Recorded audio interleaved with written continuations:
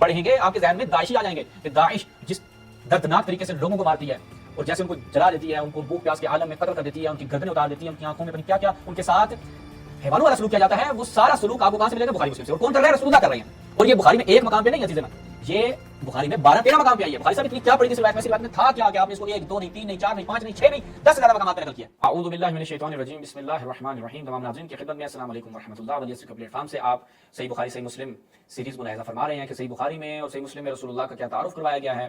آپ مسلسل ہماری جو گفتگو ہے وہ سماعت فرما رہے ہیں۔ آج ایک اور پیکج آپ کے لیے لے کر آئے ہیں۔ صحیح بخاری قرآن مجید کے بعد سب سے صحیح کتاب، بعد کتاب الباری صحیح بخاری اور اس کے بعد صحیح مسلم۔ یہ وہ دو کتابیں ہیں کہ جن کو اہل سنت اس قدر مقدس مانتے ہیں کہ ان کی روایات کا انکار کرنے والا بدعتی اور اس کے پیچھے نماز نہیں ہوتی۔ ان کتابوں میں رسول اللہ کا کیا تعارف ہے، یعنی یہ آپ کے لیے مین ریسورس ہے، ٹھیک ہے، یعنی ابتدائی کتابیں ہیں۔ اب رسول کی شناخت کرنی ہے کہ اللہ کا رسول کیسا تھا، تو آپ نے ان دو کتابوں کی طرف رجوع کرنا ہے۔ اور جب ہم ان دو کتابوں کی طرف رجوع کرتے ہیں تو ہمیں ایک ایسا رسول دیکھنے کو ملتا ہے کہ ایک عام انسان کے لیے سمجھ بھی ہم وہ چیزیں نہیں سوچ سکتے۔ ہمارے لیے محال ہے کہ ہم سوچیں کہ جناب یہ شخص ایسا ہے، لیکن بخاری مسلم نے بتایا کہ رسول ایسا ہے۔ گزشتہ صاحب میں آپ دیکھتے آئے ہیں۔ آج کی قسمیں دیکھیں، ہم آج آپ کو جو روایات دکھانے والے ہیں نہایت دردناک روایتیں ہیں۔ ہم سب سے پہلے خود رسول اللہ کی خدمت میں معذرت خواہ ہیں، کیونکہ یہ واقعی وہ رسول نہیں ہے کہ جس کا قرآن مجید نے تعارف کروایا، وہ رسول نہیں ہے جس کا تعارف اہل بیت نے کروایا، وہ رؤوف الرحیم خدا کا رحمت للعالمین رسول جس کا تعارف قرآن مجید نے، یہ وہ نہیں ہے۔ کیونکہ جو میں آج روایتیں دکھانے والا ہوں، یہ روایتیں آپ جب سنیں گے پڑھیں گے آپ کے ذہن میں داعشی آ جائیں گے کہ داعش جس دردناک طریقے سے لوگوں کو مارتی ہے اور جیسے ان کو جلا دیتی ہے، ان کو بھوک پیاس کے عالم میں قتل کر دیتی ہے، ان کی گردنیں اتار دیتی ہے، ان کی آنکھوں میں پتہ نہیں کیا کیا ان کے ساتھ حیوانوں والا سلوک کیا جاتا ہے، وہ سارا سلوک آپ کو کہاں سے ملے گا؟ بخاری مسلم سے۔ اور کون کر رہا ہے؟ رسول اللہ کر رہے ہیں۔ ہاں جی، ملاحظہ کیجیے، صحیح بخاری، اور یہ بخاری میں ایک مقام پہ نہیں ہے عزیز من، یہ بخاری میں 12-13 مقام پہ آئی ہے۔ بخاری صاحب اتنی کیا پڑھی تھی اس روایت میں؟ اس روایت میں تھا کیا کہ آپ نے اس کو 1 2 نہیں 3 نہیں 4 نہیں 5 نہیں 6 نہیں 10 سے زیادہ مقامات پہ نقل کیا ہے۔ صحیح بخاری مولانا محمد داؤد راز کے ترجمے کے ساتھ دیکھیں، حضرت انس سے انہوں نے نبی کریم صلی اللہ علیہ وسلم کے جب نبی کریم ہمیں ساتھ لے کر کہیں جہاد کے لیے تشریف لے جاتے تو فوراً ہی حملہ نہیں کرتے تھے۔ اب رسول کہیں جاتے ہیں جہاد کے لیے، دیکھا کوئی گاؤں ہے دیہات ہے تو وہاں پر فوراً حملہ نہیں کرتے، صبح ہوتی اور پھر انتظار کرتے۔ اگر اذان کی آواز سن لیتے تو حملے کا ارادہ کرتے اور اذان کی آواز نہ سنائی دیتی تو حملہ کر دیتے۔ یعنی اگر اذان دے رہے ہیں تو ٹھیک ہے، نہیں دے رہے تو حملہ کر دو بھائی ان کے اوپر، یہ اذان نہیں دے رہے۔ دعوت یا ان کے ساتھ قرآن ان کو دعوت دینا اسلام کی طرف، موعظہ حسنہ نہیں، کچھ بھی نہیں ہے۔ اذان ہے ٹھیک ہے، نہیں ہو رہی چلو جی غارت کر دو ان کو۔ صحیح مسلم میں یہی روایت ملاحظہ کریں انس بن مالک سے۔ یہ انس بن مالک کی آپ کو روایت دکھاؤں گا آج۔ کان رسول اللہ یغیر اذا طلع الفجر، کہ وہ کیا کرتے تھے جب کسی جگہ پر حملے کا ارادہ کرتے تو سورج طلوع ہونے کا انتظار کرتے۔ وکان یستمع الاذان، اور اذان کی آواز سنائی دی فان سمع اذانا امسک، اگر اذان کی آواز سنائی دے رہی ہے رک جاتے، والا اغار، ورنہ غارت گری شروع ہو جاتی، مار دیتے دھڑا دھڑ جناب۔ اب انس بن مالک اور کیا، اب یہی روایتیں کیا بنی، کہا جی مسلمانوں کا خون جو ہے وہ محفوظ ہے اذان کی وجہ سے۔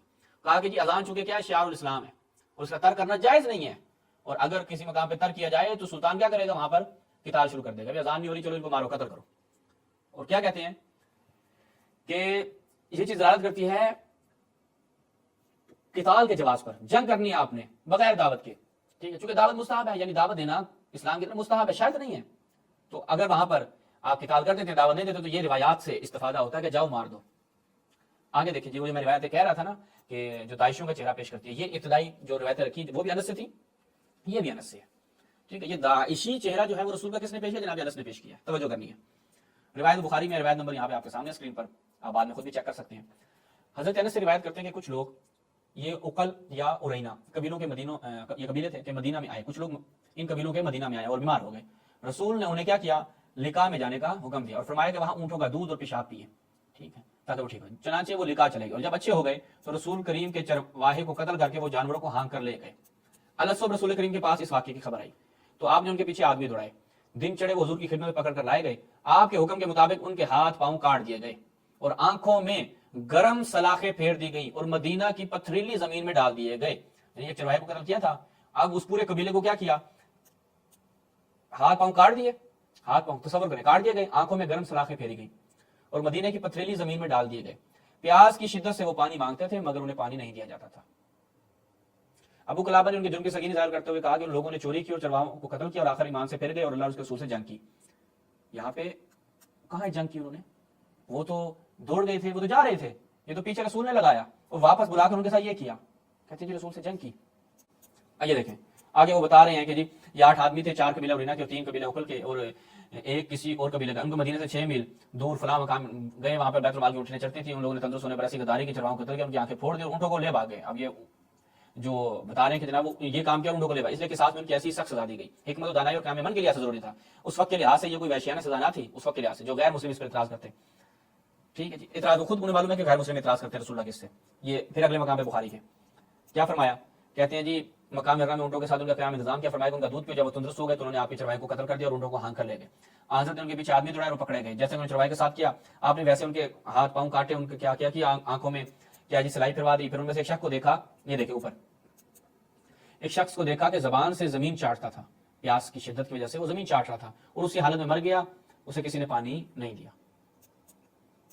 اچھا جی، اس کے بعد پھر دوبارہ انس سے یہ روایت ہے، یہ روایت نا تقریباً 12-13 مقام پہ بخاری میں بھی اور مسلم میں بھی، مسلم میں بھی دکھا دیتا ہوں آپ کو، یہ مسلم میں، یہ صحیح مسلم میں کہ محاربین اور مرتدین کا حکم کہ ان کے ہاتھ پاؤں کاٹ دیے، ان کی آنکھوں میں وسام العین، ان کی آنکھوں میں وہ سیسا پلائے، وہ سلاخیں ڈال دی گئی۔ اچھا جی، اور ان کو پھر ایسے ہی گرمی میں تپتی صحرا پر چھوڑ دیا گیا یہاں تک کہ وہ مر گئے۔ اب یہ جب یہ دیکھیں گے روایتیں، یعنی یہ سلوک یہ دیکھا جائے گا تو آج داعشی جو کام کر رہے ہیں وہ کس وجہ سے کر رہے ہیں؟ وہ جو اتنی درندگی اور حیوانوں والا سلوک کیا جا رہا ہے، وہ کہتے ہیں رسول نے بھی تو جناب جو مخالفین تھے ان کے ساتھ یہ رویہ اپنایا تھا، نبی نے بھی یہ رویہ اپنایا تھا، ہم تو نبی کی سنت پہ عمل کر رہے ہیں۔ قرآن مجید کیا کہتا ہے؟ ادعو الی سبیل ربک بالحکمت والموعظۃ الحسنہ، قرآن مجید کہتا ہے کہ اے نبی ان کو اپنے رب کی طرف حکمت و موعظہ حسنہ کے ساتھ لے کر آؤ۔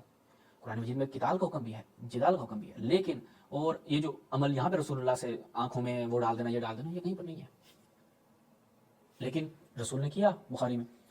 اچھا جی، اب یہاں پر کیا ہے کہ وَلَوْ كُنْتَ فَظًّا غَلِيظَ الْقَلْبِ لَانفَضُّوا مِنْ حَوْلِكَ، یہ تمہارے اگر تم جو ہے وہ سختی سے ان کے ساتھ پیش آؤ گے، تمہارے اندر رقت قلب بھی نہیں ہوگی تو پھر یہ تم سے دور ہو جائیں گے۔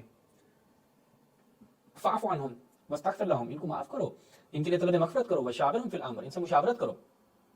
یعنی اگر اسلام کی طرف لانا ہے تو یہ سلوک کرنا ہے، یہ رحمت للعالمین کا مزاج ہے قرآن مجید جو بتا رہا ہے۔